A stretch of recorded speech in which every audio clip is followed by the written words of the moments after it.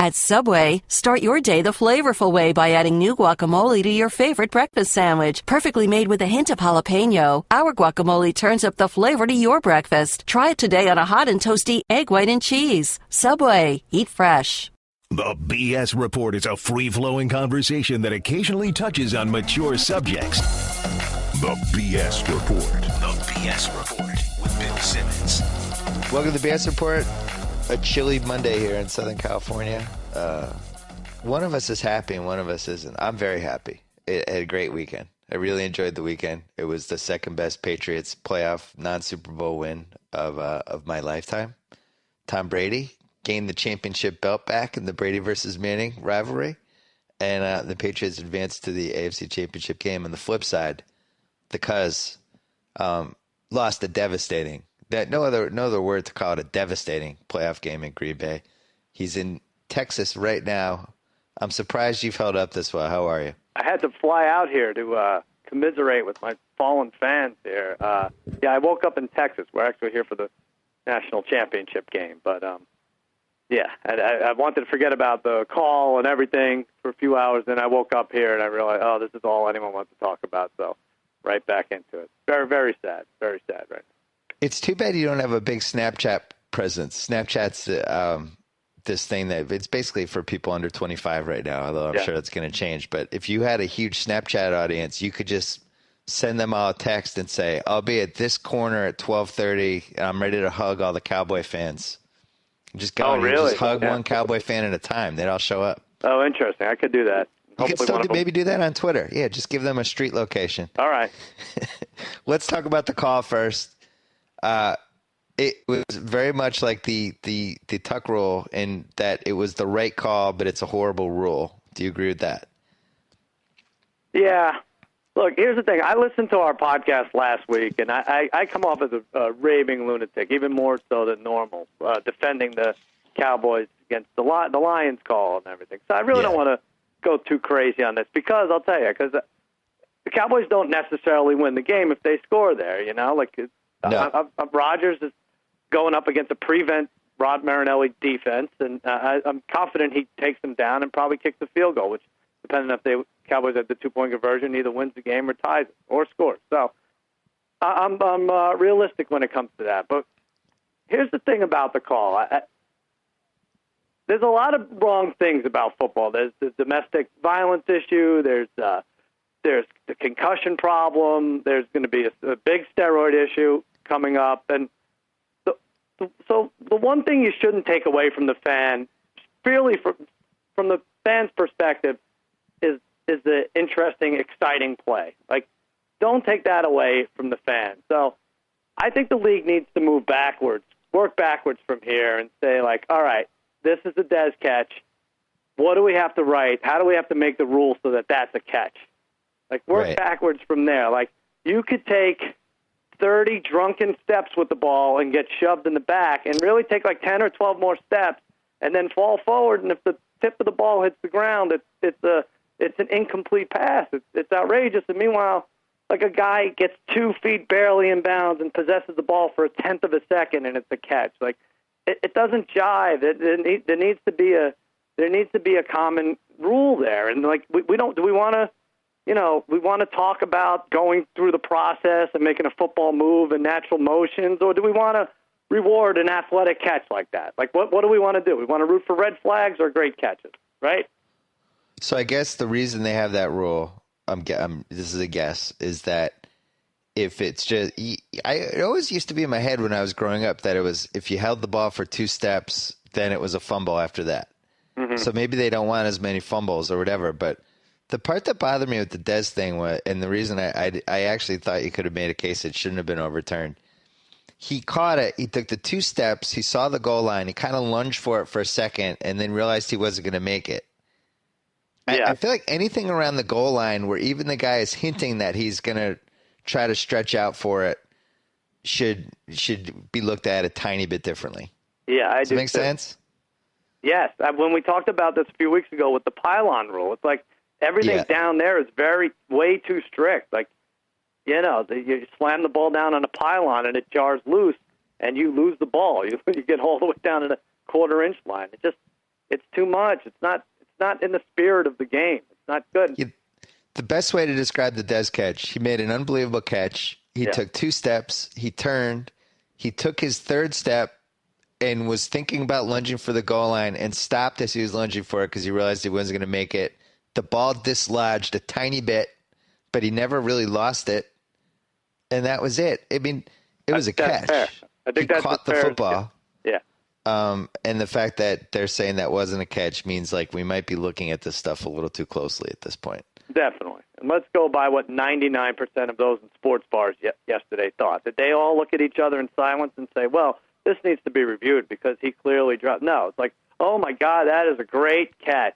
And then the shock, Well, it robbed you of a great Cowboys moment. Yeah. And if you win the game, I think that catch becomes a legendary catch because it was really a catch that I think like 3 guys in the entire league can make. Right. I agree with you that I think Rodgers comes down and probably scores and you lose anyway. But who knows? Would have been nice. Maybe you tip a pass. Maybe you strip him. Like Rodgers did. It kind of the catch kind of pushed the spotlight away from how good Rodgers was in the second half. He was lights out. He couldn't even move. He was, and like I said, that's why I don't want to make too much of this catch. Other than that, they should change the rule in the off season because it's a bad one. But should have been up 17-7 at half. We missed the field. You blew the halftime. You blew it apart. I don't know what happened there, but and the play before on the 4th and 1, we blew a timeout. We should have been up at the line anyway. That was bad. The Murray fumble was bad. He apparently had nothing but daylight ahead of him.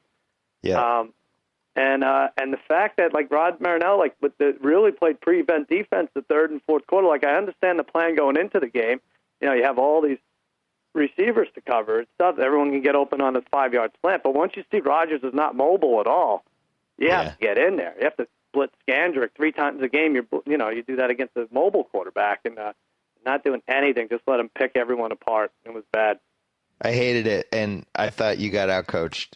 Yeah, and especially the end of the first half, 14-7, 3rd and 1, just a total botching all the way around. Mm-hmm. Where I forget what at 3rd and 1 you try to throw deep. Yep. Yeah, and we went deep. Yeah, right. And then 4th and 1. First of all, 3rd and 1, just Murray twice. He's going to get a yard on one of the 2 carries, and then there's no way the Packers get the ball back at the end of the half. Mm-hmm. And you're going to kick a field goal. You'll be up 17-7. You just kind of look at it like it's 14-7. We need a yard. If we get the yard, we're going to be up 10 points at halftime. Yep. At least, possibly 14. So I thought that was a really bad omen when they messed that up. All of a sudden, it was 14-10 at halftime. That was nice. And then, people were complaining a little bit about the throwing deep to Dez on that 4th and 2, which is basically the game. It almost worked, I guess, would be the argument for it. But it's hard for me to believe that was your best play on 4th and 2. You kind of went for the kill when you didn't have to, because all that does going for the kill is it's going to give the Rodgers the ball back with 4.5 minutes left. Yeah, but I think I don't even know that was his main target there. Everyone else was covered. Witten underneath would have been the go-to guy, but he was covered.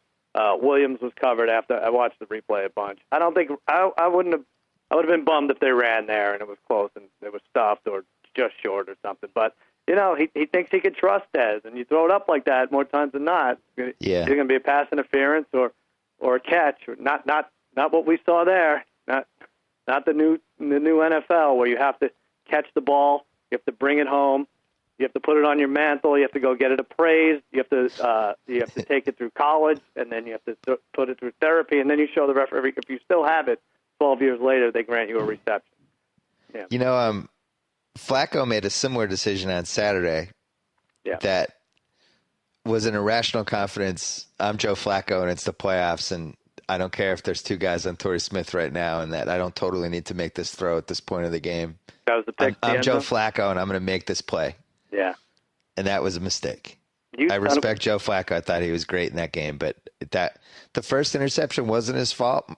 McCourty just made an unbelievable play. It was just an awesome play by McCourty. The second interception was his fault. It's funny, and I'm fully ready to switch to your game right now. But let's do it. I really think both Brady and Flacco read your Joe Flacid column I mean, talk about playing possum. Brady takes back-to-back sacks, gets them out of field goal range. They go down 14. He throws the ball at Gronkowski's feet, and then he says, watch what I do here. Watch, I'm going to throw 50 times, and not for 1 second you're going to think we're running the ball, and I'm still going to embarrass you. That was a classic Brady performance. Unbelievable. Well, how about we don't run the ball at all? We've literally no running game. It's just a 0 for running game. You'd be a solid F as a grade. I think he had more yards. Brady had like 7, right? And then right. Yeah. We don't run the ball, and we don't touch Flacco the whole game, except for the one time when we got him and he fumbled, but it got called back for the Revis pass interference. Mm-hmm. They ran for 129 yards with 4 set. Flacco threw 4 touchdowns, and the Patriots still won. Amazing. Yeah. And not to mention, I thought they could. If Revis doesn't get called for that, and he should have, even though Steve Smith was able to fully complete his move, whatever he was trying to do. But if they recover that fumble, I think you win like 45-28. I think it's not even close at that point. But Brady was, he threw one bad pass the whole game. He grounded a few. He, especially like after McCourty got the interception when it was 28-28, it felt like we were just going to roll him. And then Brady had a really bad series. Mm-hmm. And I started to get nervous again. I got nervous like 38 times in that game. Yeah. But or maybe it was 28-21. I forget what it was. I can't remember what happened. Oh, no, it was 31-28. 28-28. Then it was 31-28. Then we had the ball. And with about 10 minutes left, it became clear that if we didn't score on that drive and take the lead or tie the game, Baltimore was winning. Right. We had to score on that drive, and he went down, and he had one of his best drives in a long time. And I'll tell you, like, he really needed that game. We've won playoff games over the last 7-8 years, but we haven't won a game like that in a while. I think the last time we won a game like that in the playoffs was San Diego in January 2007. Yeah. So he needed that for his whole legacy. He needed it. And then the Patriots needed it. And now the Patriots are in a really good situation here because I don't understand what Denver did in that. Did you watch the Denver game or were you flying? I was flying and checking scores on the play. I was updating But when looking at the stats, it didn't look like the two quarterbacks were too much different. But from what I saw in the first quarter, and Manning was just overthrown. He'd take the snap and just toss it up, and you knew it was being overthrown by 10 yards. Manning was awful. There was some stat. It was like passes more than 5 yards. He was 6 for 19 or something. Mm-hmm. But it's the Colts. The Colts just they just said throw deep, please. It was like watching how people defend like Josh Smith in basketball, where Josh Smith is beyond the 3-point line, like, hey, you can have that anytime you want. Yeah. And I felt like that's what Indy did with Manning. They just didn't think he could throw deep on him and throw fade routes and do all the stuff he used to be able to do. Yeah. Well, now he has a torn quad. Did you see that? It just kind of came out. Yeah, I think he made that up. Really? Wow. No, I'm kidding. That's great. We did this with Aaron Rodgers, and we had a nice little joke of it, and then I ended up biting me in the ass. That'd be great. How funny would it be if Manning made up the injury? No, it's he was. We thought he was hurt. I mean, that was the reason to pick the Colts in that game. I stupidly took Denver. I just thought. Let me tell you the reason. The Colts were good. The reason to take the Colts in the game is because all 3 home teams had covered earlier, and you say one has nothing to do with the other. It's been 12 years now since all 4 home teams won this round.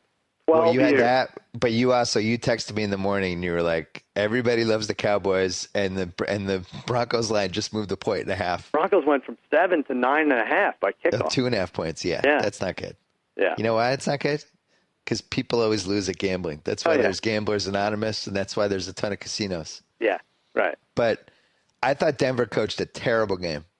I thought Indy outcoached them. They outcoached the pants off them. Mm-hmm. And I do not understand why C.J. Anderson didn't run the ball like 50 times in that game. Oh, yeah. Like, it was just an insane – like, the Patriots ran the ball down the Colts' throats. Mm-hmm. That's what you do against that team. C.J. Anderson – there was also no urgency with the Broncos. Like, to me, C.J. Anderson was the only guy on that entire offense who really seemed like it was life or death for him. Right. Yeah. Like even you saw in that when the Broncos went down 11, the team was still asleep. They had a chance to get a touchdown and onside and 3. The team was out. They checked out. I think by then they were out of it. But when they were down 8 before the field goal, it should have been a healthy dose of C.J. Anderson, especially knowing that Manning was limited in his abilities. But if Manning has an injured quad, then why is he throwing that many times? And why are you throwing, 7 times deep with him? And C.J. Anderson rushed the ball 18 times for 80 yards. He should have had 40 carries in that game. Yeah. It was weird. Yeah, that was a mess. And their defense no-showed. They had no pass rush. Aqib Talib had the same playoff game for them that he had for the Patriots the 2 times we lost the 2 years before this one. Now, you worried? We have 2 rematches from week 1. Are you worried that one of them's avenged? Well, wait a second, though. You're an objective observer. You were at Shakey's Pizza. I didn't go because Shakey's Pizza Banquet went head-to-head against the Pats, and I was worried about the game. Mm-hmm. Where does that rank? Do you think that was will we consider that game a classic? Which game? The Patriots one? Yeah. Yeah, definitely. I think that might have been a classic. You're down 14 points twice. Yeah. An hour apart, hour and a half apart, to a team that pretty much owns you over the last 5 years. And to come back and Brady had his body language was not great at all, and just to really embarrass the Ravens the rest of the way. That was no run game, no pass rush. We finally took the Julian Edelman emergency pass play out of the fire extinguisher case that's been sitting there for 7 years. I read today that was the first play involving three white guys in the scoring play in 25 years. Oh, I thought it was 45 years. Might be 45 years. Yeah. That play was so exciting, and from what I've heard from people at the game, easily the loudest it's ever been at Gillette Stadium. Really? Yeah. First of all, because they've never run that play with Edelman before, even as it was happening, I wasn't expecting it. Mm-hmm. And then he hits Amendola perfect, and it felt like after they got that, the game was over. And then, of course, it wasn't, and somehow the Ravens kind of fought him off. Right. Flacco is terrifying. He really is. I don't know. I wrote about it obviously on Friday, but I don't know what it is about him in the playoffs versus threading the needle to Owen Daniels. I mean, was it very loud? Was it the loudest it's ever been? Was a lot of noise? Harbaugh complaining that they played illegally. Well, he was wrong. I mean, he had just never seen it before, but they did everything legally. It was brilliant. I know. It was so brilliant that Collinsworth didn't notice it. Yeah. Collinsworth, who usually catches everything, they never really knew what the Patriots were doing. They were just blindsided by it. Only the Patriots can do that. It really, it's going to get to a point where Brady's going to declare himself ineligible, and they're still going to score. Brady's ineligible, and so is LaFell and Edelman. It seems wildly illegal. Right. It's funny that you can do that formation, but you can't take 3 steps with the ball and then have it dislodged by a centimeter. Mm-hmm. Yeah. Well, it sounds like you're in maybe because you had such a whirlwind last 24 hours. Maybe Wednesday, it really sets in and you're just sobbing silently in a dark room. I think so. It's weird being in Texas. It was strange waking up here, and everyone is so depressed. I don't know, but I'm not I really don't want to put myself in the class of everyone else saying that's why we lost the game. There's so many reasons to have lost that game, you probably weren't a Super Bowl team with that defense. No, but I did think we were better than the Packers. I really did. We might have gotten spanked by the Seattle, especially having beaten them once. We weren't going to sneak up on them, but I thought we could get one more game. With me, it's 80% of the relief when the season is over is if Romo didn't screw it up. I take hell to no end. It's a moral victory. Yeah, exactly. And he was a tough bastard. You have to admit, yesterday. I thought he was great all season. Yeah. He's one of the best 5 players of this season. Just a tough guy, too. Just be able to jump up like that. Well, I'm glad you're in decent shape mentally. No. I just can't think. I really am just coming to terms with that. We weren't the best team, so this was a nice run, but that's the only way I could deal with it. I'm so disappointed. I was going to as we were talking, I was Googling online. I was going to read the Al Michaels written statement that he wrote about that he read about the Mueller report. I thought we could reenact it, but I can't find it online. Oh, really? You heard that? Oh, you were at Shakey's. You didn't hear that? Well, I saw you tweet. Did you tweet about it? What did you say? I tweeted about it immediately. Yeah, it was like WWE. I love that. Yeah. And it was great. And they were like, well, and the same as blah, blah, blah. And then it proved that Roger Goodell or nobody in the NFL had seen the tape. So that's over. And then they just skip over the part that in the Mueller report, it says explicitly that Roger Goodell wrote a memo to all the owners saying they asked law enforcement for all the available evidence. And then in the Mueller report, it's like, actually, he didn't. He didn't ask anyone for evidence. Right. They skipped over that part. Yeah. Oh, that's great. Along with a whole bunch of other stuff. But it was hilarious. He's sitting there in the stands with his wife, and it was so clearly orchestrated. It's like, God, how do we root for this league? And I started thinking about that, too. And I had money on the Broncos. Everyone did.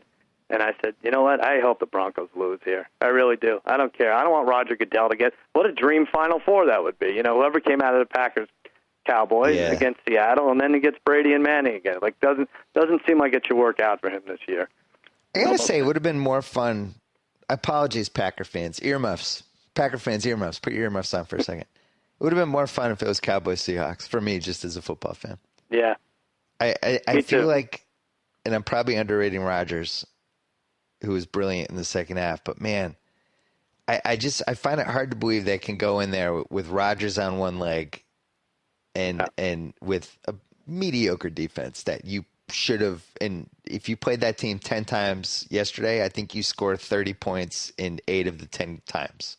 Yeah, that's kind of it. Now, should we talk about the 4 possibilities, like the narratives? Like the league wants Seattle, New England, right? That's best case? Or you think the league can't lose at this point.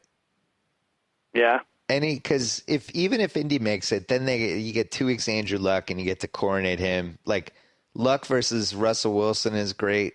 Luck, I think it would be Luck versus Sherman with Stanford, 2 geniuses battling it out. That's great for them. Yeah. Luck versus Rodgers is great. You could be like the current best generation QB and then the next best QB. Brady against either team is great. I don't think they can lose with this 4. I actually think Manning. If Manning was hurt like that and Denver had somehow advanced, wouldn't have been good. Yeah, and I think the Pats would have beaten them. Yeah. Should I? It's weird. I feel like I shouldn't be scared of the Colts, but yet their secondary was great in that game, and they're starting to run the ball a little. Like it wasn't like they weren't running the ball like Earl Campbell in the late 70s, but at least they can run it a little bit now. Mm-hmm. Well, you have to put pressure on it. I'm worried. I don't even know. Right now, if you told me, I would say Seattle, New England's a nice teaser, a money line parlay from a gambling perspective. But you should think of it a little more. I think at least one of these road teams keeps it close, plays with pride. You know, because it kind of got blown out. Both got blown out in their games against these teams. So, well, the Seattle thing. So they lost Richardson, who I thought was becoming interesting for them. Yeah. And now it's basically just Baldwin and Curse. Mm-hmm. And Curse has shown flashes. He's starting to look a little Golden Tate-ish, but and then they got Marshawn, obviously. And then they got Wilson's the other Wilson. Good. They got this other Owen Wilson. Well, Luke Wilson. Luke Wilson. Did I say Owen Wilson?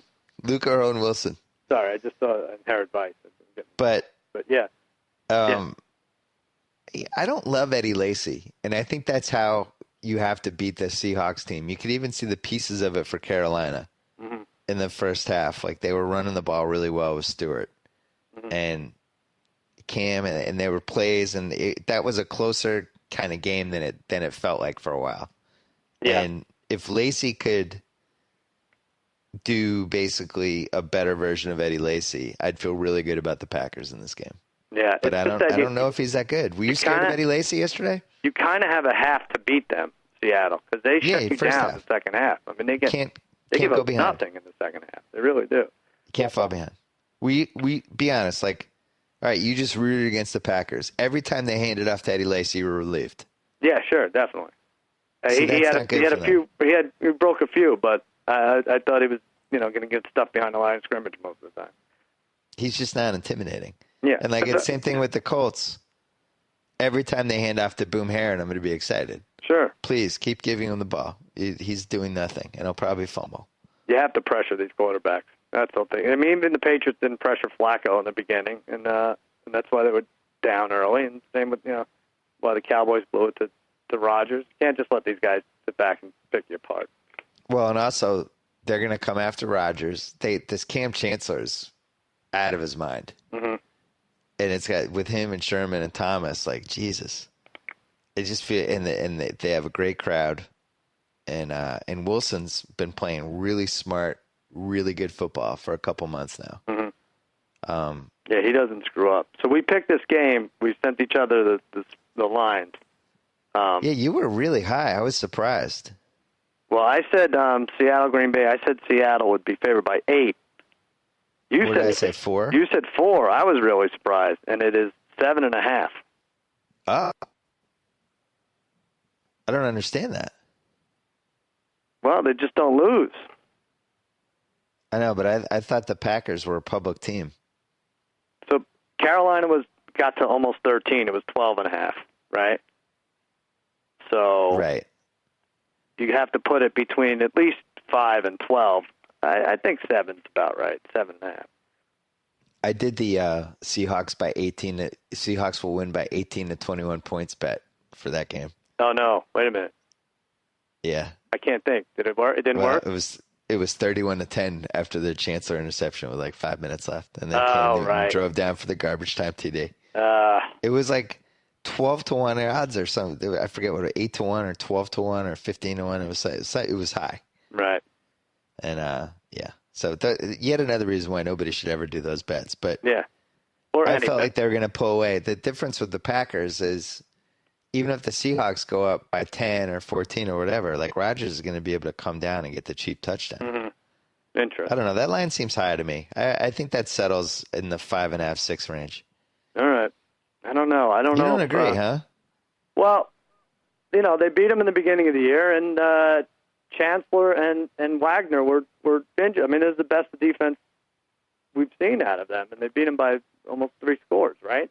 First game. Can I go devil's advocate on you? Go ahead, yeah. All right. Hold on. I'm looking up their schedule. All right. These are the last. Wow. Romo beat them in week 6. Mm-hmm. Here are the rest of the quarterbacks they played. Austin Davis, Cam Newton, Derek Carr, Eli at home, Alex Smith, and then here's the stretch when they went nuts. Arizona on the 23rd. I think that was Drew Stanton. Mm-hmm. Kaepernick as he's having a nervous breakdown. Mm-hmm. Sanchez. Kaepernick a second time as he's still having his nervous breakdown. I guess Stanton, but he got hurt in that game in week 16. And then Lindley came in. Yeah. Or maybe Lindley started that Lindley, game. I think, started, yeah. That was week 16. Week 17, Sean Hill. All right. And then last week, Cam Newton, who seems competent and then all of a sudden has 5 straight horrendous passes. I think I get it.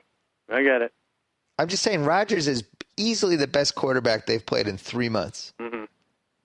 So, I don't know. What did you say? Yeah. All right. I'll have to think about that one. Right now I'm so mad at the Packers, it doesn't even matter. I couldn't even tell you. You just hate the Packers. Yeah. I hate almost every team now. It's getting harder and harder to watch football. I pick up 2 new teams to hate every year. They need to expand. Sad. They need to expand the league. I think you should pay-per-view Blood Diamond tonight. Just kind of let it out. Just have a nice cry. And then Indy at New England. Maybe go see Unbroken in the theater. Or what's that movie? Unbroken. What's the Jolie movie? Yeah, Unbroken. Unbroken. Yeah, go see Unbroken. Have a nice little cry as he's suffering in the camp. Well, I'm sure I'll lose enough on this game tonight that I'm going to, so that'll make me cry. Oh, we're going to do a pick for that at the end of this. Yeah. But the other one, I had Pats by, what did I have, 8.5? 8? You had 8, and I said 7, and right now it's 7. Oh, so you beat me. So that's good. Yeah, Things at are least turning I have around. That. By the way, you won for the season. You clinched it last week. And, I know. and I played my second string this week. Thank you. Very nice. Very kind. But someone pointed, I always say, well, we don't bet anything. We did come up with something in the beginning of the year. I don't know why I'm reminding you, but the loser had to hang a picture in his office of something the winner chose. So go ahead. You could think of that. Oh, that's right. Give you a week to think of that or whatever. You know what? Maybe I'll go on Facebook and post something about it, and people can post on the comments on the bottom. Keep in mind, I have little kids running around, so nothing too bold. Yeah, so no exposed genitalia or anything. Right. Yeah, nothing. No Aaron Rodgers naked in a discount double check commercial or anything like that. You hate Aaron Rodgers now. This has been the big outcome from this weekend. Yeah, you hate Aaron Rodgers' guts now. I think he just should have been. He just should have sat out. We make Ndamukong Suh cry last week, and we did that for Aaron Rodgers, and this is how he repays us. Not a lot is made of that third down. Was it 3rd and 12 with 1:43 left? If they run the ball, they're going to punt with, a minute 3. Cowboys have no timeouts. That crazy tip pass that somehow gets to Cobb 15 yards downfield. I mean, crazy, like a helicopter spinning tip, and he still gets it. And if that's incomplete, Romo's. They said they were going to punt that ball, so Romo has the whole field to go. But better part of a minute and a half left. Speaking of last 90 seconds, we have to briefly talk about the Pats almost effing up the end of that Ravens game. Oh, yeah. They get the ball back with 99 seconds left. Mm-hmm. I even did a tweet on the Denver, made a joke. The game's over. There's a minute 39 left or something, and you run a sweep left, you run a sweep right, they call a timeout, you punt, and they catch the punt, the game's over is how that works. Mm-hmm. Belichick apparently fired his 16-year-old teenage boy who handles all the Madden scenarios for him. Wow. Yeah. They're kneeling down on first down, and I'm texting my dad. I'm kind of half paying attention. I'm like, that's weird. I didn't think that we were in kneel down territory. And then do the second one, and then all of a sudden Collinsworth's like, oh boy. Well, Collinsworth starts doing the oh boy routine. Oh, well, they're gonna punt here, and all of a sudden Jacoby Jones is back, and there's 14 freaking seconds left, and how do you screw that up? You had to survive a Hail Mary attempt, which is probably 50-50 at that point. Well, they have Torrey Smith, who's I would say one of the 4 scariest receivers in the hill. I would Calvin Johnson, Des Bryant, Torrey Smith, and maybe Jimmy Graham would be the 4 guys I'd be the most afraid of in a Hail Mary. Right. And all of a sudden Gronk's back there, and it's like I'm not kidding, I almost had a heart attack. This is I feel worse for you, but we were at Shakey's. I'm collecting my trophy. I'm saying goodbye to everyone at our banquet, and I see the Hail Mary. Now, the great thing about Shakey's is there's 6 TVs there. They're all in sync. Not one isn't ahead of the other. They're all in sync visually, but the audio is coming 3 seconds for some reason before the video. So it doesn't even matter what we're watching because we're going to hear Al Michaels scream one way or another if it's caught or not. We had Powell and Hench and all the Patriots fans just biting their hands off at that point. Any highlights from Shakey's? Not too much. I want to say I think we have to move it because it's getting too nice. They redid it. Oh no! Yeah, I told you they painted it. Yeah, they painted it. You could go to the bathroom with your eyes open. It's weird. I don't know. It's not nearly crappy enough for us. All right. No. Well, we'll talk about that. So tonight you have. Well, tonight, Ohio State, here's the thing. I like either team scores 3 times in a row. I think there's going to be a lot of points. It could be 90 points in this game. Interesting. What are the odds on that bet? Well, that's minus 265 or something. I know it's a little heavy wood, but if you can find something to parlay it with, that's a nice thing. But I think Oregon wins. I think they cover. I think there's too much speed. I don't even think individual speed. I think the way they play the game is too fast. And I think they cover. Although I will say the one thing no one's talking about is Oregon was in session last week, their school. So they only got to practice 20 hours, which includes watching tape and work and lifting and everything. Where Ohio State had to run whatever they wanted to do. And I don't even think the Ohio State kids went to class today. I'm going to be honest with you. So what do you think? I feel like they might not have. Yeah, I bet they skipped it. Well, the last thing I want to do before you go, some silver linings, because I know you're down in the dumps. You really had your heart set on on you and me sitting in different parts of the stadium. That would have been Super fun. Bowl. Yeah. So some silver linings for you. Number one, I feel like Romo's really shed a lot of baggage this year. Thank you. It's I think very reminiscent of Drew Barrymore. Kind of Drew Barrymore, wild child. She's a drug, all this stuff that people would mention to her, and then eventually there hit a point where she just became somebody who was in a lot of rom-coms. Nice. All right. And I feel like Romo is right there now. He's in the Drew Barrymore, probably making fever pitch stage of the Drew Barrymore career. We don't even think about the baggage anymore. Right. He's He just Drew is who he is. Barrymore. If we can get him to Drew Bledsoe, we'll be happy. But right now he's Drew Barrymore. All right. That's great. You had a lot of stake with Romo. You put his name in your second son's name, and Right. so now that's not a disaster. You don't have to worry about that anymore. I think that's great. Mm-hmm. Other silver linings I thought of, Corolla fired his news girl and replaced her with somebody who has gigantic breasts, and that's going to be a really fun subplot for everybody. All right. That's good. I'm excited about that. We've already had how many emails about that? 100? There's a lot. There's a lot. His new news girl, Gina? Yep. It's Yep. great. And then Corolla defending it on Twitter was awesome. We love that. We have just a lot of emails. He's great. I think Corolla steps it up this year. I think Corolla's going to have a career year. Okay. Let me tell you, and that's not over yet. That whole thing. It's not over It's yet. not over. There's I think he has a career year of craziness is ahead of him for this year. I think he peaks. Excellent.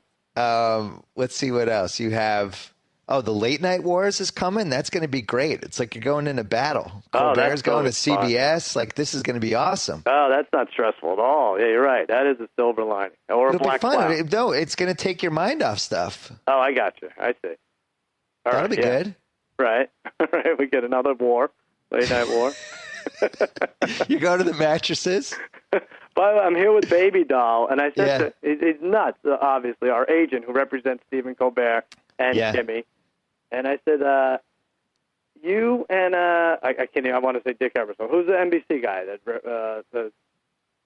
Why am I blanking here? See, The guy who runs NBC? Yeah. Isn't it the guy No, from... you had him on the podcast. It's great. SNL legendary. Lorne Michaels. Lorne Michaels. You have two crazy men from New York running late night between Lorne Michaels and Baby Doll. Really And terrific. What was Baby's response to that? He's like, you're right. We are kind of crazy, baby, but you'll see. You'll see. It's going to work out. I don't know how it's going to work out. But. Can you explain to me why Baby Doll flew from New York City to L.A., landed so he could then get into a charter plane with you and Jimmy to go from L.A. to Dallas? Well, it's funny because he's like, I'm going to be good this year. I do a thing where I rank the characters in my life, and I call it the Character of the Year Award. And he said, you're going to be hard-pressed. He said some hurtful things about one of our friends, and I reported it, and he got very mad at me, Baby Doll. Oh, he did? Oh, he yelled at me on the phone, really. So he's like, that's it. I do this to show off for you guys. You're never going to hear from me again. You'll be hard-pressed to give me 80 Cody points this year. I said, baby, you get 85 just from flying from New York to L.A. to take a charter jet to Dallas. How are you going to get 80? So Corolla was the Character of the Year last year, and then celebrated the victory by immediately getting into some sort of hullabaloo. This is the great. What kind of title defense would you compare this to? This is spectacular, right? It's Seahawks-esque. It's like when the Seahawks came out for Week 1 and blew out the Packers. Yep, leaving no doubt. Corolla's he's in a great space. Was the crankiest friend we had 10 years ago, and now has gone to a whole other level, and it's fantastic. I'm just sitting here from afar eating popcorn. It's fun. Really fun. The Cuz. All right, let me plug a couple of things. Thank you. Grantland, my column on Thursday, I actually gave out some winners this week. Pats over 28 points, Seahawks to win the first half in the game, and Demaryius Thomas first touchdown for Denver. So we got plus in the Your Majesty's department. And Sports Center, I won my best bet with Dallas, +6. Woohoo! And I'll pick the championship games on Sports Center Thursday night and Friday morning. And, if you have a clever sign, come down to the Cowboy Stadium, put a hashtag LOTB, Lord of the Poster Board, in the corner, and you'll receive the Golden Sharpie Award if your sign is deemed clever enough. We probably should have plugged that at the beginning. Yeah, Yeah, I know. So you know what? It Jimmy's doesn't there, matter. and you're coming up with the best sign, and it's going to be revealed during the game. That's right. Yeah, no profanity again. But I think by the time this podcast airs, we'll have not be allowed to clear people with credentials, so it doesn't matter. Oh, is that true? Anyway, yeah, I think we have like another hour to do this. Jimmy did Sports Center today. What else did he do? Did Sports Center. I hesitate to tell you. Did Sports Center, did Good Morning America. He did Colin Cowherd, and he did Mike and Mike. Oh, what? How dare he? I know. No, I'm fine with those guys. Are you? Okay. I said, do me a favor. Don't pull me in there because Simmons is going to be upset. Probably not going to love that you're doing Well, that's it. like you wouldn't have been able to resist. It's like you would have betrayed who you are as a human being. Well, that's what he said. He's like, trouble. He's like, you realize you telling me not to come in makes me want to do it 80 times more. I was like, well, I'll be outside, so good luck finding me. All right. Well, safe travels. Say hello to James Baby Doll, 85 points Dixon, and we'll talk to you next week. Good job by you. Goodbye. Good job by you. Thanks for cheering me up. All right, buddy. I'll see you, man. See you, buddy. All right. Since that was one of the greatest Patriots wins of my lifetime, I thought we'd call my dad. Dad, how are you? I'm good. I'm really good. It was a great win. Yep. I called 911 during the fourth quarter and just sent an ambulance outside your house just to be safe. I told them, I don't know if we're going to need this, but just can you park outside? Well, you know that I never told you. I love to watch the game by myself, but I kept getting these text messages. Are you still alive? Take more medication. Is your heart pill? Are your heart pills nearby? It's pretty funny. Type three letters. Type 3 letters every 5 minutes. Oh, yeah, that was down 14 twice, and then down 3 with 10 minutes left, and it became clear during that drive that if the Pats don't score at least a field goal, our season's over. I know, it felt that way. It was such a terrific drive, but even that drive had that moment of near panic heart attack when until the replay. Well, as soon as they showed the replay, it looked like Bareen's knee had hit the ground before he fumbled, but we didn't need that. I mean, that made it even more traumatic, didn't it? Was that drive? That was that drive, yeah. Oh, God. That game reminded me of a couple of those 2004 Red Sox-Yankees games where so many things happen that I just need to rewatch the tape so I can – it's all blending together. I don't even know what happened when anymore. It was like 70 things happened in that game. I know. I think you and I share the same philosophy of it seems like it's bad karma to tape the game ahead of time, so I don't tape the game. At least I don't tape the game. But now I wish I didn't feel that way because I'd love to watch the whole game without the heart attack feeling because you already knew the outcome. But there were so many. I mean, the 2 fumbles that we recovered. We had 2 first half fumbles in traffic. In traffic, you never get both of those back. Where it seemed like in each case there were more players from Baltimore surrounding each fumble than there were Patriots. And then we get a third fumble that the guy's knee was down a second before. The guy's knee was down. Yeah. We fumbled 3 times and got all of them back. Exactly. And then we're down to, I had a good sense that they were going to come back and tie it 14-14. But when Brady threw that just terrible pass at the end of the half, and we've seen that pass, I don't know how many times before the end of the first half. Yep. And you just wondered. And then, of course, Belichick always defers. But what happens? We go 3 and out the first time we have the ball in the second half. It wasn't looking good. Yeah, it actually reminded me of I was getting flashbacks to the game a couple years ago when Ridley got knocked out and fumbled, and all of a sudden, even though it was second half, but with a ton of time left, he kind of had that sinking feeling. Right. And in that game, when we had won 3 and out, and I got Ridley flashbacks, I was like, wow, I feel like I've watched this Patriots playoff game before where all of a sudden we're down 2 scores and we think we're going to come back, but now the other team's driving and we're probably going to lose. But when it was 28-14 and we got the ball back, I mean, I'm watching the game like you and trying to follow everything. And I did not pick up what was going on with the 4 offensive linemen and the. Sal and I just talked about that. I mean, even Collinsworth missed it. No, I didn't hear anybody talk about it until later when the coach obviously got the flag. But right. I didn't see it going on, except all of a sudden, Human Dumi, or however you say the guy's name, was wide open like 2 or 3 times in a row. It By the made way, no that guy's sense. never open. He's never open, and you're always scared when we throw it to him. But neither Michaels or Collinsworth explained why he was open. And then you see the replay, because they did show that last night on one of the Boston channels, that whole sequence where Vereen is running backwards in the backfield, and Humandumi is running, however you say his name, is running wide open down the seam. It was great. It was just great. It just had so many variables, that game, didn't it? Well, then I was just saying to Sal that the Edelman pass, which we've never done ever with Edelman, I was 100% taken by surprise because we just don't do it. We never have the wide receiver throw that pass. I think we used to. Didn't we do it with Deion Branch a couple times? No, we did it once in the playoffs, way back when David Patton. That's who it was. Yeah. It was 2001. David Patton threw it to Brown, and we scored a touchdown on it, if I recall. And I didn't see that play coming at all. I didn't see it coming at all either. Even when he threw it, although as soon as he threw it backwards, maybe one of the announcers picked up on it. I didn't. It was a nice pass. It was unfortunately probably our best deep pass of the day. Brady was really good in that game, and I thought his last drive was all-time classic Brady. All-time and especially classic. Like at that point, we have no run game at all, and they know it. And he's in the fourth quarter. He's been banged around a little bit.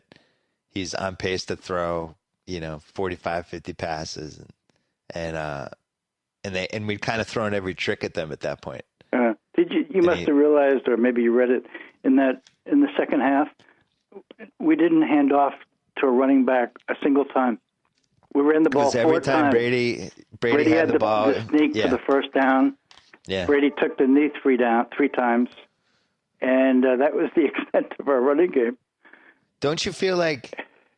I feel like he really needed that game for legacy purposes. We talked about that after the game. You and I talked about it. But I felt like he needed it. It had been a while. We'd won playoff games, but they'd always been games we should have won. Right. Or they were not all the way satisfying, or Brady never had at any point a gun to his head where he had to come through or else. And that game had multiple moments like that. And it was the first time I honestly feel like it was like since that San Diego game, the year when they lost to Indianapolis the next round.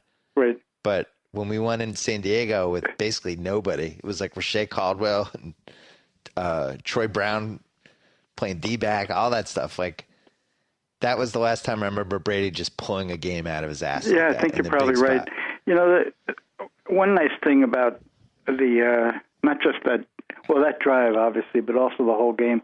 It was kind of a dink and dunk game. It was one of the papers described it as an old Charlie Weiss kind of drive when Brady was really young. Where, the last couple of years, you and I we've talked about it, just shaking our head when we seem to be moving the ball, and all of a sudden he takes that shot down the seam, or just the pass that makes no sense long.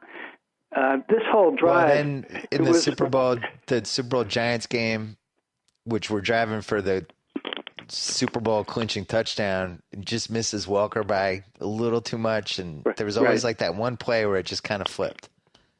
He was right on that whole drive. And he was on most of that game, maybe one pass here or there. But those 6, 7, obviously they were, instead of trying to run for 6 or 7 yards, we were passing for 6 or 7 yards. It was a very strange defense they were playing, didn't you think, where they were so far off the wide receivers? Yeah, well, somebody had, I think Peter King had in his column today, the guy that we kept torching the whole game, Melvin. Yeah. 15 and 19 against him for like 222 yards and 2 touchdowns. I didn't know that. So they were just picking on him, and that was the guy who got burned on the Edelman play. The biggest surprise for me was that Suggs and Doomerville did nothing, and that our two tackles shut them down. Like, I actually like Nate Solder, but he does give up that one just whiff a game, right? Right. It never happened. Neither of those guys ever really hit Brady in a big spot. Wasn't it Collinsworth even, or I'm not sure who mentioned it. Maybe it was in the post-game show. Where was Elvis Doomerville? I don't think I heard his name called once. Did you? He's eliminated, yeah. I mean, I heard Suggs called a couple times, but I think they said he almost got to Brady. The two, the two sacks they had were, as you probably remember, consecutive plays, and I think they were interior linemen. They weren't the outside Suggs and Doomerville that got to Yeah, him. it was their young guy got one of them. He just put he manhandled Wendell. Yeah. If I'm a Ravens fan, I come out of that game that's one of the worst losses. Like, I feel like it was a great win for the Pats, but it was an even worse loss for the Ravens because Flacco did whatever he wanted. They ran the ball. We couldn't run the ball at all. We had the fluke 51-yard receiver-to-receiver touchdown, and then that other series where we ran that garbage formation that kept working over and over again. Like, you just got to come out of that game like, oh, my God, what just happened? I agree.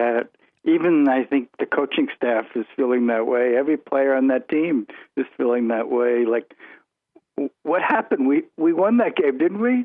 We should have won that game. We could have won that game. Flacco made a mistake. Flacco, Sal and I were talking about the overconfidence throw at the end there to Torrey Smith in double coverage because they just didn't need it.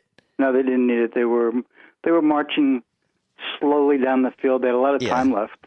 They would have gotten a field goal. They just needed to get to the 35-yard line, and I think they already were at the 35-yard line, right? Yeah. Well, I mean, one good thing, obviously, was a 4-point difference. So you weren't worried about the field goal. No, but I mean, they were inching close. It wasn't like they were. No, I don't know. It was a weird point closer. I didn't think he needed the throw when he did it. No. But when I was they showed terrified when he did it. When they showed the replay, if he had thrown it toward the sidelines, he might have had a chance. Yeah. Because the safety couldn't have gotten over that far. Well, he was due for a bad throw. Great replays of the safety during going up and getting that at its highest point. So many good things happened in that game, and so many bad things happened in that game. It was a roller coaster, heart attack special. Well, you and I watch every Patriots game, and I knew who Harmon was because I remember when we drafted him, and I remember seeing him out there a couple of times. I can't say I immediately knew who he was when he got it. It was like Harmon. Oh, Harmon! Yeah. Like, I'm sure he's played a bunch of snaps this year. I just can't remember one of them. I'm not sure he would have been out there if Browner didn't play the second half. I can't say I was too upset about Browner not being out there in the second half. It's funny you said that because when they said, although you and I talk about Logan Ryan a lot too, but at least he doesn't.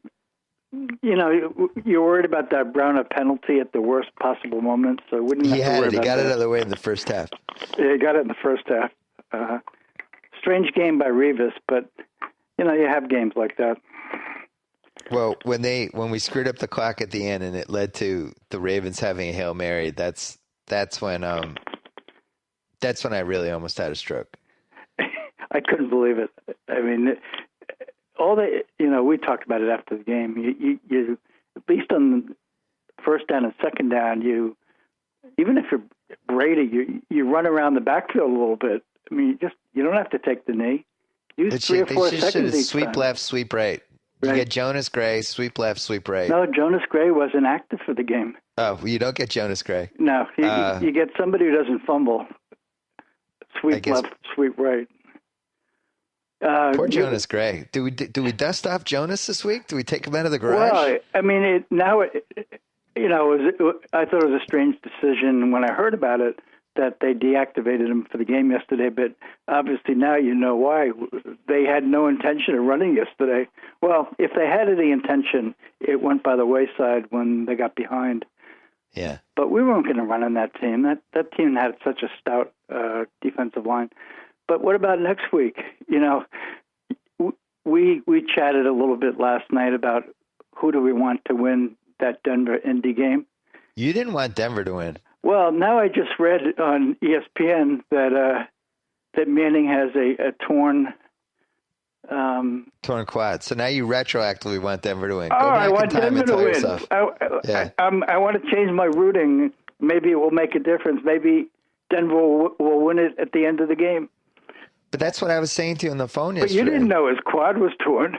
I knew he was hurt. I was just saying that to you. He was something wrong with him. Or else he just got old overnight. It was one or the other. I want to play Denver. I don't want to play Indy. Yeah. But well, Indy's very well coached. And yeah, their well quarterback's coached, scary. But the quarterback makes mistakes, though. They have a couple he good throws receivers. 2 or 3 dumb passes a game. They had no running game when we played them last time. This Heron that they took off of practice squad. He wasn't terrible yesterday. No, he wasn't terrible. He wasn't good, but he wasn't terrible. He was at least competent. They deactivated Trent Richardson, which is pretty interesting. Right. But their secondary is good. We should be able to run on them. We should be able to run on them, and we should be able to stop their run. I thought that was Denver's big mistake. I don't understand why they didn't run 40 times. Especially if Manning was hurt. That was a dumb game plan by them. It's funny you said that because I didn't think they could stop Denver's running back. And then I wondered how many times he ran. Too. He only ran 18 times. Yeah. And it seemed like every time he ran, it was for positive yardage. So it was very sad. You and I have been, well, I'll speak for myself. Manning has terrified me his entire career. And there was a twinge of sadness watching him last night when those balls were fluttering to the ground. They weren't even reaching the receivers. I agree. Yeah. I felt that same. I felt that weird sadness every time somebody that we loved going against kind of hit that point. Yeah. Because it's like you sports hate guys, but you don't really hate people, and it's fun. It was fun to have Manning to go. He was a good foil. I never ever hated Manning. To use the same, he terrified me. Yeah. He was terrific. He was quite an opponent, a great adversary, had the respect of the entire Patriot team. Yeah, it was a little like Jeter. It was sad I to watch him. Yeah. Yeah. I thought it reminded me of when Marino lost it in the late 90s, who was the guy growing up that I was the most afraid of. He was probably the quarterback. Marino's still number one for me. Really? Yeah. I'll say Manning's number one and Marino's number two, but it's a close one. I'm just saying too. for terrifying me, Marino. I just felt like when Marino was on, I just felt like we had no chance. Yeah. But what they had in common, they both got rid of the ball so quickly. Yeah. Your pass rush almost never got to either one of them. So what's your hierarchy of best Pats playoff wins now, not Super Bowl? Because I had that Baltimore game second. I think the snow game is number one. Yeah, I agree. For a lot of reasons. It was at a time when we really hadn't been able to win. Yeah. And not just for the Patriots, but all the teams. That was like our 15-year drought. Right. It kind of turned the tide. A referee call actually went in our favor. It went. I mean, people were still 15 years. I don't know how many years later. 25. 20 years later, talking about that penalty that was thrown. What was that? The late 70s. It was 76. Sugar Bear Hamilton, roughing the passer. Yeah, people still, when are we ever going to get a call going our way? And finally, we got a call. So I'd say that was the number one game, and I'd put this number two.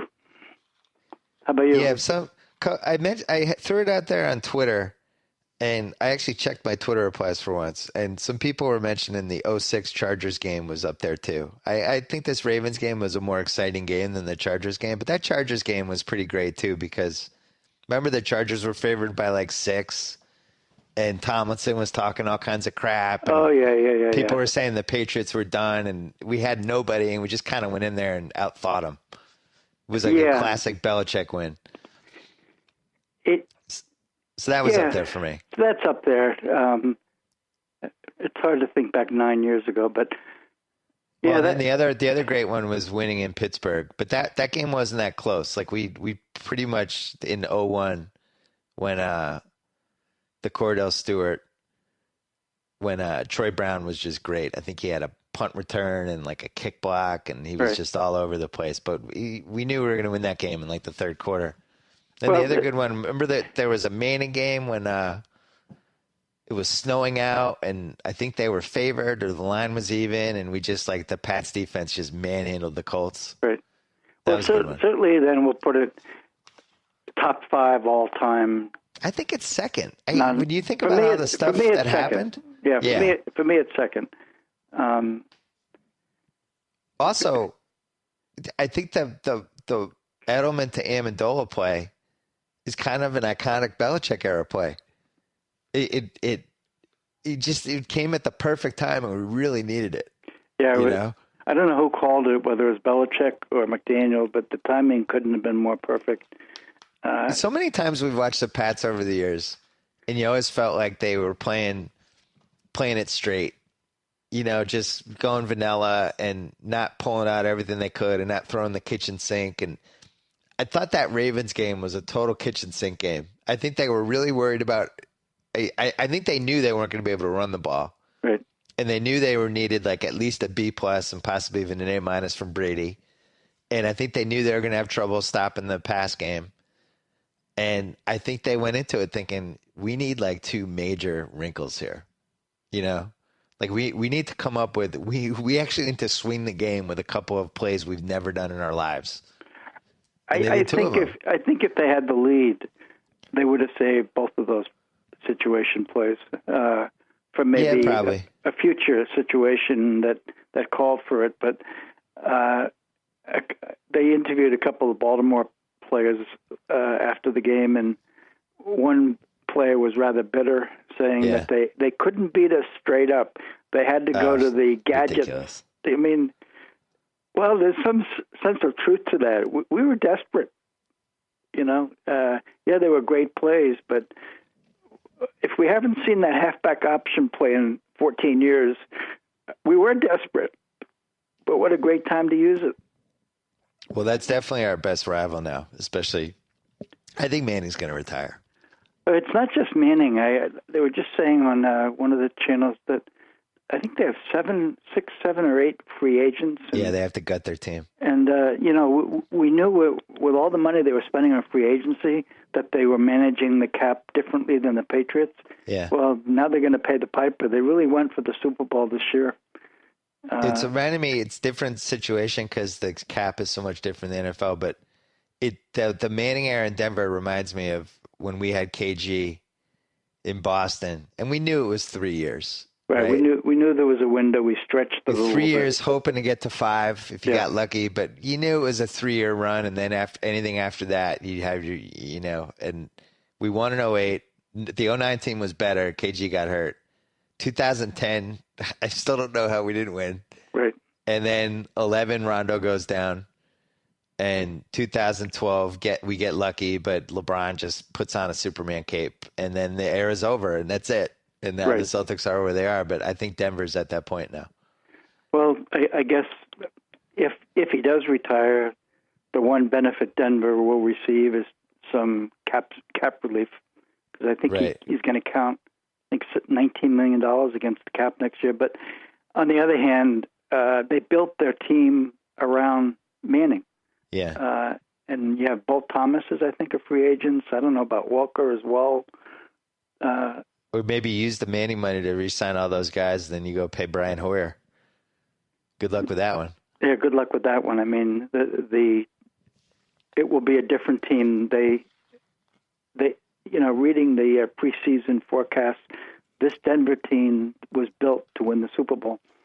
And like the 2008 Celtics, they should have won in that first year and would have, I think, if Flacco doesn't complete that crazy play that the Denver safety kind of took the wrong angle on. Right. And if then they don't get that play, I think Denver wins the Super Bowl. They obviously played poorly or got very much outplayed in last year's Super Bowl too. Yeah, and I don't know about John Fox. Wouldn't be surprised if maybe he took a hike too. Maybe. He got really badly outcoached twice in a row. Hey, quickly in the Celtics. Trick or treat, Jeff Green was finally traded. You had a long 4-year history of being tormented by him. Any last words for Jeff Green? Well, I have mixed feelings because for so many of us who hated that trade the day it was made, Perkins, and felt like we gave up what I think was a good chance at the title that year when we traded Perkins, and then we had to listen to all the garbage from Danny Ainge about how he was going to build the team around Jeff Green. You only had to see him a couple times where you saw the good Jeff Green and the disappearing Jeff Green to know this guy wasn't somebody you built a team around. Yeah. You know, he was too much trick or treat. Yeah. So I can't say I'm sorry at all to see him go. It's a very strange team we're left with. We have so many draft picks, but none of them are really going to be top 3 draft picks. So you really have to get pretty lucky, I think. But I'm not sorry. I'm not sorry that I won't be sitting there watching Jeff Green anymore. Yeah, nice guy. I liked him. Yeah, he seemed like a nice guy. I think he was a little overcame miscast. the heart issue and all that. But I think he was miscast. I think on this Memphis team is actually a great fit for him. It looks like a great fit. Yep. Yeah, and here's the thing, like, because I had some Memphis fans who were sending me the advanced stats for Jeff Green, and he's not even that good and all that. What you need to understand about Jeff Green, if there are any Grizzlies fans out there listening, and there might not be, but the thing with Jeff Green is he's hit or miss. He's trick or treat. And if he's your 5th or 6th best guy, he's actually a great guy to have on your team because there's going to be a game in a playoff series. Well, he'll come in and he'll score 30 points. Right. You know, and he'll win the game for you. And then if he doesn't win, you don't need him anyway. If he stinks the next game, that's fine. He's your 6th best player. Well, I also think he's not steady. Don't you think on a good team he's going to get a lot of Jeff Green garbage points? You know, he's a terrific athlete. When he has a lane to the basket, I mean, he can sky. He's hard to defend. Yeah. But he was our number 1 option offensively. I looked at the Memphis box score this morning because they won a game yesterday, and he might be the 4th or 5th option. It's great. He could do tremendously on that team. I don't know if he's going to start. Maybe they put Tony Allen back on the bench, or maybe Jeff Green is a 6th man, but I think Memphis made a good trade. I really like that trade for them. I didn't think they gave up a lot. And he can play small forward, and he can play small ball 4. He's a good enough athlete that he can help you defensively. Yeah. He makes threes. Like his 3-point shooting percentage was like 34% or something for us. But you and I watched those games. Like a lot of those threes were threes you had to take with 4 seconds left in the shot clock because your team sucks. And they weren't high percentage shots. I have a Jeff Green prediction. We're going to be watching him in the playoffs with Memphis, and he's going to do some really positive things, and people in Boston are going to be saying, why didn't he do those things for us? Right. Well, because he's going to be in a situation where he gets to pick his spots to do those things, which is who he is. Yeah. I think he's going to do really well for them. And I also think that's the kind of guy you want on a playoff team because they had Tayshaun Prince, who was finished. Like that guy, you know, he was a 0 for them. So just him not being Tayshaun Prince is good. But I think they're going to make the finals. But, you know, it's another example. We're getting a first-round draft pick from Memphis. Right. It's probably going to be somewhere between 23 and 28. You know, you can't build your future team around draft picks in the 20s. No, but I think Danny's philosophy is pretty simple. I think he's all about assets. And if each time he's made a trade, he's felt like I'm getting better assets coming in than what I'm giving out. And if they thought Green was leaving this summer, he had an opt-out clause, so he's going to go. Right. And they get a pick, and they're just stockpiling these picks. And when they're ready to make a run, those picks are really valuable. Like you look at Cleveland, it took 2 for Cleveland ended up paying more for Mozgov than Dallas paid for Rondo. Yeah, which is so strange, isn't it? You just don't. Yeah, you don't know what the market is, and those picks are like currency. So I like where we're at. And I got to say, like, watching them over the weekend, they didn't really miss Jeff Green that much. You know, that was a guy that in the last 2 minutes, I don't know what his shooting stats are, but did you ever think he was going to make a shot in the last minute when we were down one? He was the leader in the league of getting a great shot, but it rolling off the rim and going out. Yeah, he had a lot of shots that bounced twice off the rim and then fell to the ground. What do you think of Evan Turner? Yeah, you know, I'm more of a fan than I thought I would be. Me too. When he plays point guard, he's a real team-oriented guy, makes some really nice passes, a couple turnovers here and there, but he has a really nice 15-foot little jump shot he makes. I don't like to see him shoot the three, so he doesn't really shoot it that much, but I think if he stays within himself, he's better than I thought he was. I totally agree. Yeah. I was emailing with Haralabob, my friend who's a gambler who's been on this podcast before, who's not an Evan Turner fan, and none of the advanced metrics back up Evan Turner.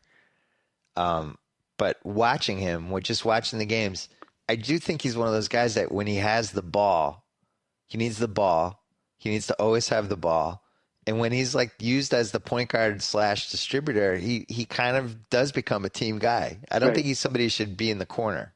Or no, somebody who's... and that's where he's had problems if he gets stuck in the corner. You and I always watch something else too, and I talked about this before, I think, on the podcast. The huddle. When Evan Turner's not in the game, he's listening to every word that's going on, that's being said between the coach and the players, or back and forth. I mean, I just think he's a team guy. Other players seem to like him. And he's competitive. He's competitive. He's I guess, you know, I don't think he should have been the number 2 pick in the draft that year, and maybe that really hurt him. He had to live up to an expectation that was unfair. But I like him on the team. Well, you know what else is interesting? Yeah. I do think he's a point guard, but he's not somebody who could guard the other team's point guard. So you kind of need to put him with the right kind of fit. And the Celtics are playing him as a point small forward. And they're playing him with Marcus Smart and Bradley. So Turner's handling the ball, which is great because those, you know, Smart might end up being a point guard, but he's not there. And Bradley's not a point guard. Right. And then on the other side, he's guarding the other team's small forward. And it kind of makes sense. It's interesting. So I don't know if they're going to miss Jeff Green. I want to see those 3 guys play together for about a month and see if there's something there. I don't think they're going to miss Jeff Green. They're going to miss that one game in every 7 or 8 games where he scores 25 to 30 points out of the blue. Yeah. And then the next game, you look at his box score and he's got 4 points. I think Grizzlies fans are going to be surprised at how good he is when he's good. Especially like if you go to the games in person. Yeah. He looks like James Worthy in person. You're like, oh my God, this guy should, Jacoby always talks about this. This guy should be one of the best guys in the league when you watch him in person. But something's missing. Anyway. I don't know what it is that's missing. There's a burning fire that is missing to make him go 100% every single moment of the game. Are you now rooting against the Celtics? Huh? Are you rooting against the Celtics now? No, I'm not rooting against the Celtics because I'm afraid that the coach is going to have a nervous breakdown. He looks frazzled all of a sudden. That's the thing. I'm always rooting for us to win because I especially I wake up on West Coast time, so I'm 3 hours behind you, and I'm just waiting to wake up that one morning and be like, Brad Stevens has accepted the Indiana University job, or Brad Stevens is now the new coach of North Carolina. I don't think he likes losing at all. Not that anyone likes losing, but he's trying to. That's the funny thing is like he's trying to win all of these games. Like he's really, and I think he goes to sleep at night and he's like.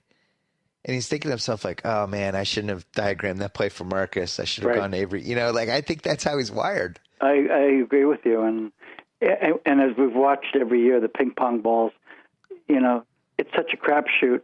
And you can have the 9th worst record and get lucky and get one of the top 3 picks. So they're not going to make the playoffs, I don't think.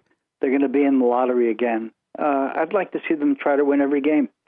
And, well, I think it's the perfect team because they play really hard. I like every single person on the team, and they have just enough non-talent that they blow games in the last 2 minutes every game, basically. Yeah, It's unfortunately. kind of the perfect lottery team. And once in a while, they, like the other night, they did win the game. So I'd like to see them, I'd like to see the coach win enough games that he doesn't get disheartened. Yeah. Yeah. I'll work on it. I'll work on it from my end. Okay. I'll send him some nice emails. Well, you should have him on the Grantland basketball show.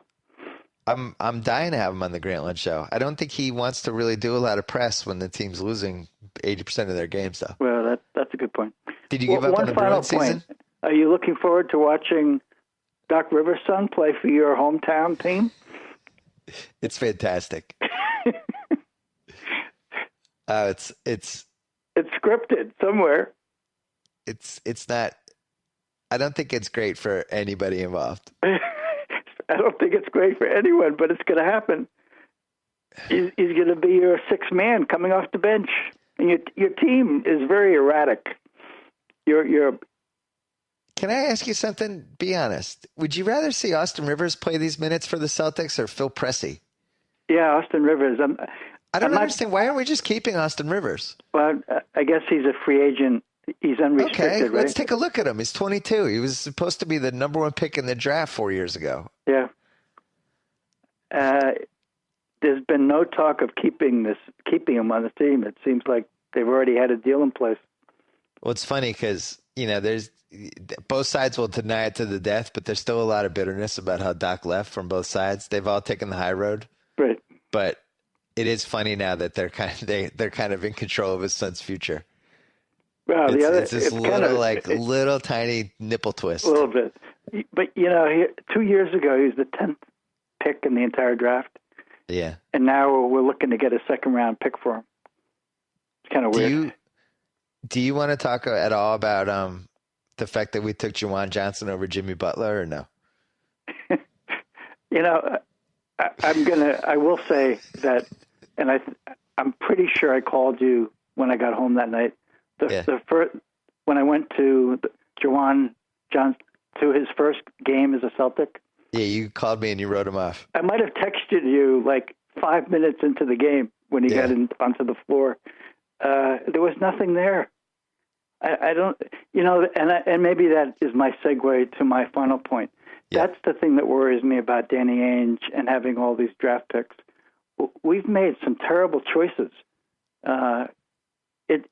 Young and smart, I like. It remains to be seen what kind of careers they'll have. But put them aside, we've had some terrible choices prior to those two. You like Olynyk and Sullinger, though. You told me over Thanksgiving that you wouldn't trade. I like them both. I like them both, but they're all complementary players. They're, unless you get lucky with one or two of your picks, and unless you stop blowing some of the other picks that you have, like you're holding Fab Melo and Juwan Johnson against them. You like the Avery Bradley pick. I'm not a big Avery Bradley fan. Can I ask you something? I'm so tired of watching him take jump shots. True or false? When you were here for Thanksgiving, you told me you wouldn't trade Jared Sullinger for Kevin Love. I did. It was probably. I think it was a senior moment. Oh, okay. All right, because we had a whole conversation as I repeatedly told you were crazy. See, at my age now, anytime I make some stupid comment or you just say you're old. It was a senior moment. It's a great excuse to have. True or false? You could, as we argued about it, you compared Jared Sullinger to Paul Silas. Well, I do like the way that he carves out space under the basket. Okay. So I think you like more Danny Ainge draft picks than you think. We're fine. We're watching the Pats-Colts game together this weekend. I'm really looking forward to my trip to Los Angeles. I would have still enjoyed coming out there, obviously, but it would have been different if we had no game to watch on Sunday. That meant something to us. So this is going to be great. Yeah, we have a pretty good history of watching the Pats together. The one time was the game where Ridley fumbled. We watched that one together, and that didn't turn out very well. Yeah. This time around, it's going to be me and you. and my half-naked son every once in a while wandering in. And you're the new dog that's taken over the house. The new dog that's taken over the house, yeah. It'll be the four of us. Okay, sounds good. All right, we'll see you this weekend. Congrats on a great Patsman. Talk to you soon. I'll talk to you. Bye. All right.